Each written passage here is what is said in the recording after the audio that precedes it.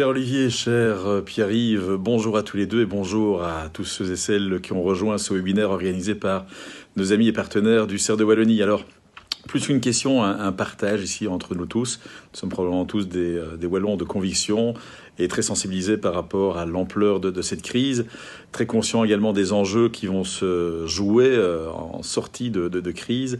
Et donc vous savez que nous avons en tant que premier groupe social wallon lancé un large plaidoyer ces dernières semaines auprès des médias pour, en l'occurrence, conscientiser nos politiques de l'importance de pouvoir associer dans la mise en place d'un plan de relance le monde des secrétariats sociaux. Et donc je suis convaincu que l'Union wallonne des entreprises et l'Union des classes moyennes pourront porter ce message, comme je serai très clairement rassuré de l'initiative qu'ils pourraient lancer à nous réunir toutes et tous pour fédérer davantage les forces vives socio-économiques wallonnes qui en auront bien besoin dans un contexte de crise où malheureusement nous devons en plus de ça enregistrer une espèce de désunion politique qui inquiète et un renforcement du point d'ancrage des syndicats qu'il sera sensiblement difficile de pouvoir gérer et guider. Donc voilà la question que j'ai à vous poser. Quand ouvrons-nous ensemble nos agendas pour mettre en place une task force qui puisse répondre valablement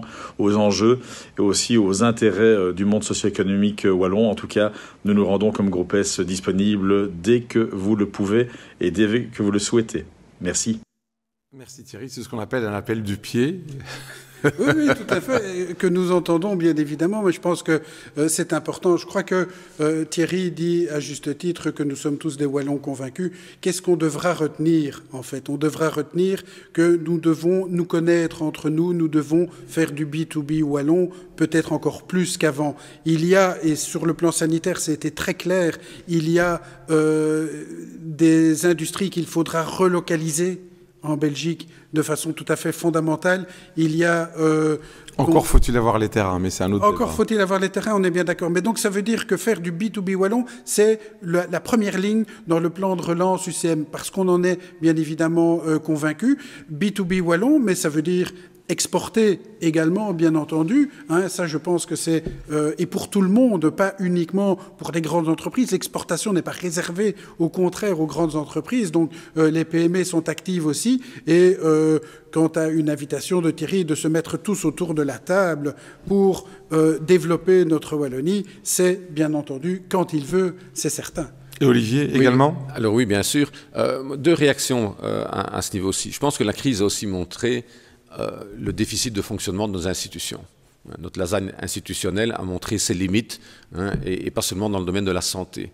On le voit encore aujourd'hui, c'est vraiment un problème majeur, par exemple dans le dépistage et le tracing au niveau des entreprises, hein, où on est en train de ne pas s'occuper de ça. Hein. Nous sommes vraiment très interpellés. Pourquoi? Parce qu'on se renvoie la balle entre le fédéral et le régional. C'est vrai que c'est une matière qui est mixte, et aujourd'hui, on n'a toujours pas une procédure claire sur la façon dont se passe cette problématique du dépistage et du tracing en entreprise. On a beau écrire, on reçoit très peu de réponses, ou on se renvoie la balle, et ça commence à devenir interpellant. Alors pour le moment, c'est moins interpellant parce qu'il y a très peu de cas, pour le moment, heureusement, hein, de cas en entreprise qui se détectent tout d'un coup à 10 h du matin. Le collaborateur qui commence à dire « j'ai de la fièvre, qu'est-ce qu'on fait, à quel centre de dépistage, est-ce qu'on l'envoie ?»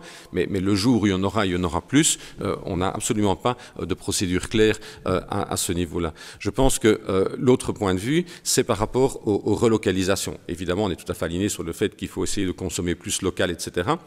Le problème des relocalisations va évidemment bien au-delà de la problématique des terrains disponibles, qui est néanmoins une problématique importante. Je pense qu'aujourd'hui, il y a un mouvement fort en disant oui, il faut relocaliser.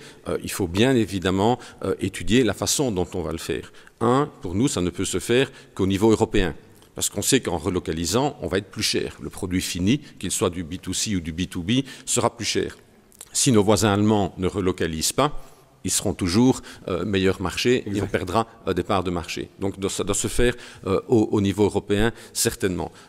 On doit étudier jusqu'où on va pour éviter notamment des mesures de rétorsion. Hein. Si demain on importe moins d'Asie, peut-être qu'on exportera moins en Asie parce qu'ils décideront de moins importer nos produits chez nous.